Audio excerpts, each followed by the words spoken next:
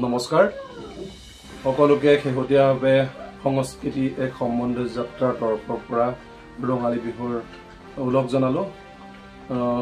আমি যি সংস্কৃতি এক সম্বন্ধ যাত্ৰাই কেন্দ্ৰীয়ভাৱে ৰঙালী বিহু ভাগ অহা 13 মে অৰ্থাৎ 29 বহাগ তাৰিখে উদযাপন কৰিবলৈ লৈছিলোঁ।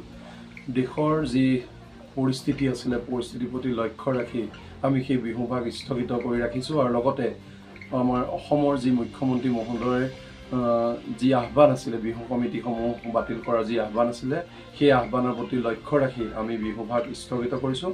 গতিকে সমূহ ৰাইজক অৰ্থাৎ কলিয়াবৰবাসীৰ ৰাইজক আমি অনুৰোধ জনাইছোঁ যে আমাৰ যি 29 বহাগ অৰ্থাৎ 13 মে তাৰিখে হ'বলগীয়া সংস্কৃতি এক সম্বন্ধ যাত্ৰাৰ যি কেন্দ্ৰীয়ভাৱে উদযাপন কৰিবলৈ ৰঙালী বিহু ভাগ আমি দেশৰ পৰিস্থিতি সাম নকটালৈকে যেতিয়ালৈকে নীতি নিৰ্দেশনা নতুনকৈ নাহে বা যেতিয়ালৈকে পৰিস্থিতি মনোৰম পৰিস্থিতি যেতিয়ালৈকে দেশলৈ ঘূৰি নাহে তেতিয়ালৈকে আমি এই বিহু ভাগ স্থগিত কৰি ৰখাৰ মনস্থ কৰিছোঁ। গতিকে সকলো ৰাইজৰ ওচৰত আমি কৰজোৰে অনুৰোধ জনালোঁ।